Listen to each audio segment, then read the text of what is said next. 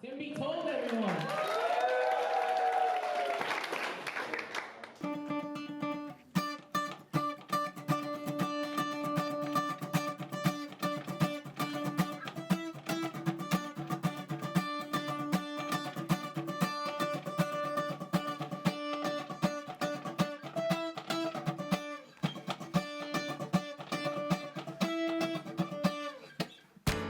Please tell the truth for once in your life. I'm tired of all the gray, give me black or white. Stop twisting every word, cause I'm burned out. I've heard enough, so go now. Shame on you for Whatever that was just amazing. I think that was the same thing that I just. Oh, you did? Did you just do that? Yeah. Okay. I think so. Okay, I let mean, me I can record it over it if for you want. once in your life. Tired of all the gray, Oh, you're right. You did that already.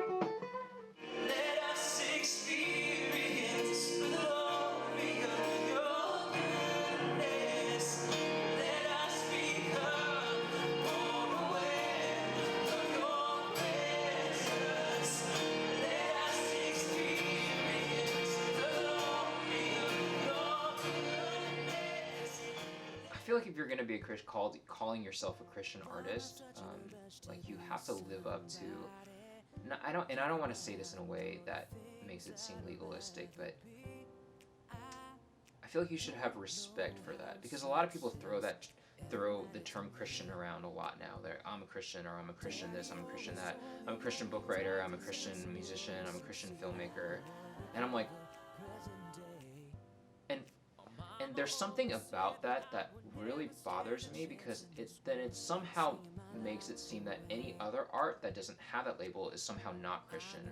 Yeah, I think for myself, in terms of contemporary Christian music, or CCM, as some call it, I think, I guess to put it bluntly, it's not so good right now.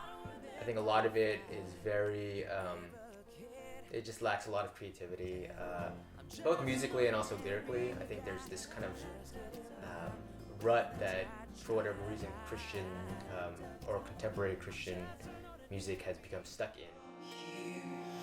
Come flood this place and feel the atmosphere. I don't want to sing this song in a British accent. First it's Chinese. Your glory, God, is No, don't practice it that way. It's gonna come out that way. So, just to get the chord straight, you're doing a regular chord progression on each metronome, and then to come to the chorus, what are you hanging on? I'm just gonna hang on. That's the saddest thing for me. When churches have to pay a royalty for someone to sing a worship song to praise God, it's not a matter of right and wrong. It's just for some reason it just irks me or it just bothers me.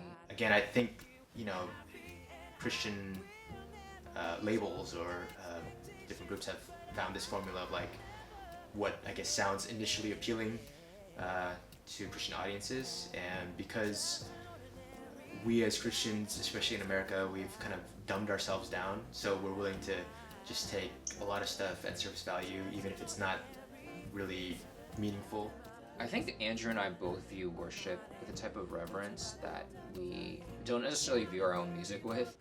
Worship or singing to God has less to do with your musical prowess and more to do with the object of your adoration.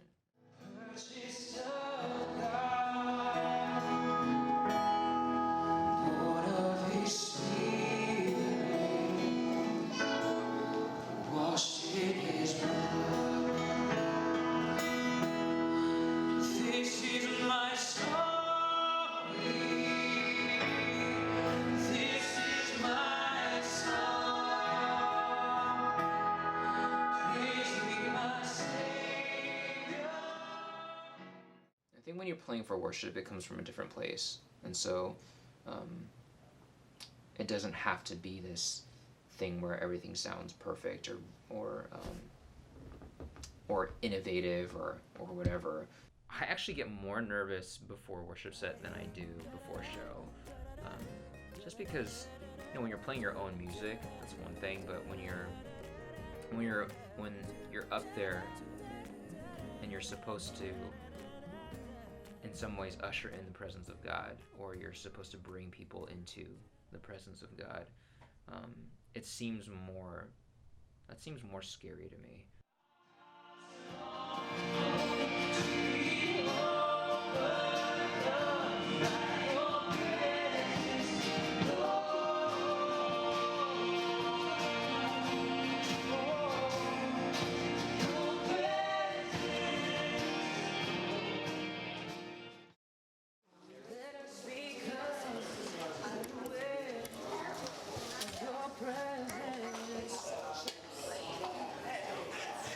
We're excited for your housewarming.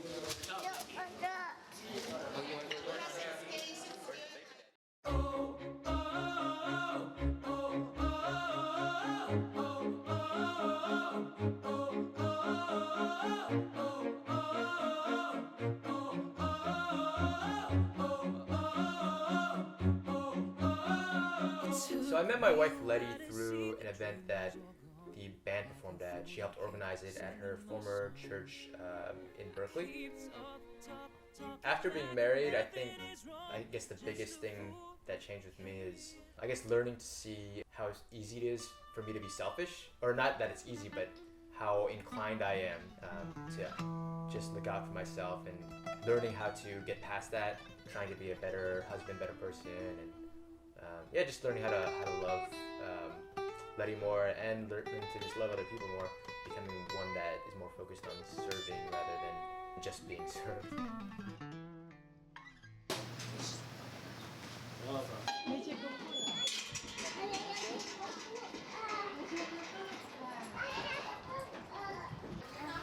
What'd you do today? Huh? What'd you do today? Oh, you wanna take your jacket off? Okay.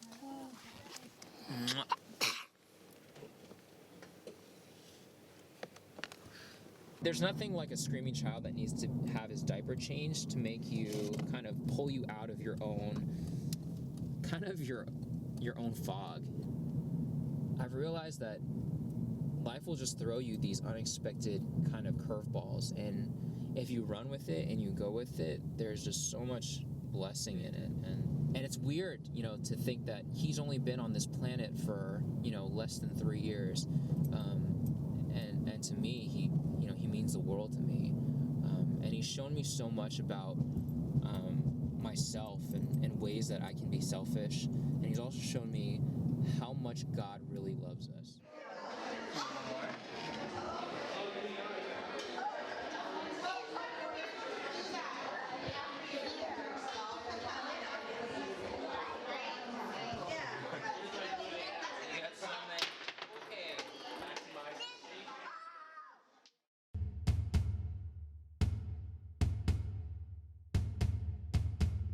Sing like your life depended on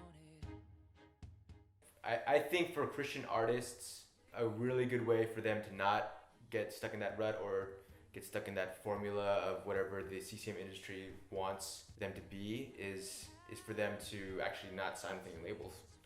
Because then you're not bound by this formula that the label says, oh, you have to have Jesus this many times in a song, theme of a song. We know that, there's certain formulas that CCM labels have in mind. I think that a lot of those artists that are in the CCM world or qualify as CCM artists, I think a lot of them have much more to say than what they're saying in their music.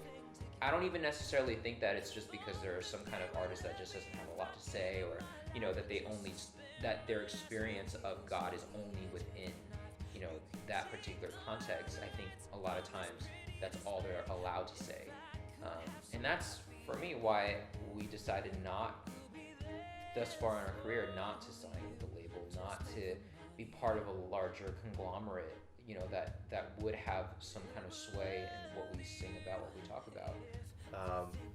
When the band first got started, that was our calling, to form this band. We didn't really know what was going to happen. We didn't know the path that lied before us, but I believe Tim and I both felt, with both of us being passionate about music and just our backgrounds, that that was what we were called to do. So be perfect in the end, 'cause that's the only way you live. That's the only way you live. I thought that they would love me if I gave them my life, just to spend the last few years at the edge of a knife. You can take all of the lights from this pretty display. Will someone love me at the end of the day? So the next song we're gonna do is called One Chance. And I wrote this song when I started getting old. And I started feeling like, man, did I have accomplished, the things that I've wanted to accomplish in life? And then I realized that, at the time when I wrote this, I was 29, so I hadn't hit 30 yet. So the song was still kind of redemptive and happy. But I'm 30 now, so every song after this is gonna be depressing. Just kidding, I love being 30. So this song is about just getting older and kind of thinking about like how have I done something worthwhile? Have I done something beautiful with my life and meaningful? So hopefully some of you guys relate to this. Most of you guys look really young, but then you're Asian, so I can't tell.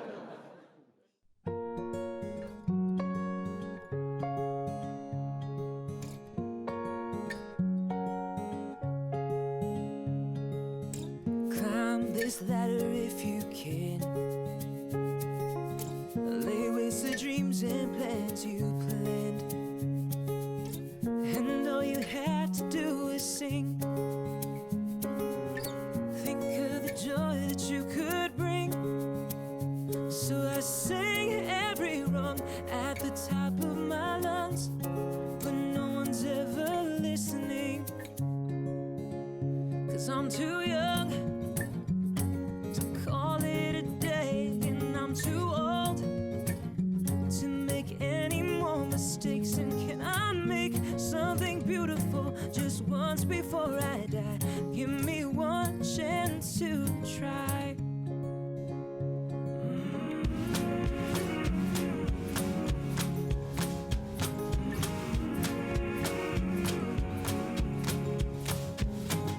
And I could live my whole life long, not a soul would hear my song. Well, that wouldn't mean a thing,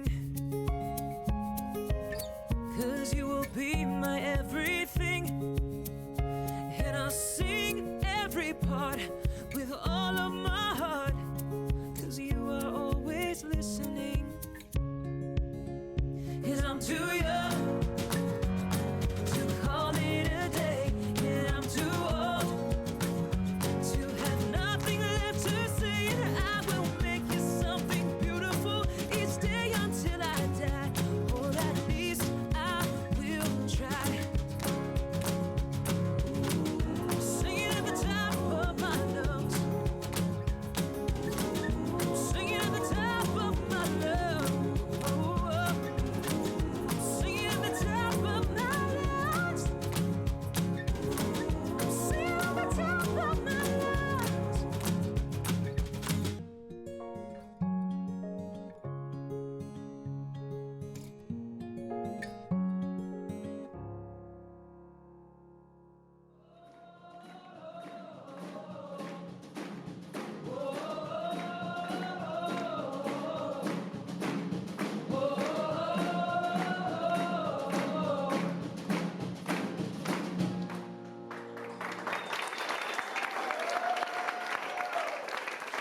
That was great enthusiasm, guys. That was nice. I saw smiling. It was probably mostly from embarrassment, but at least you were smiling.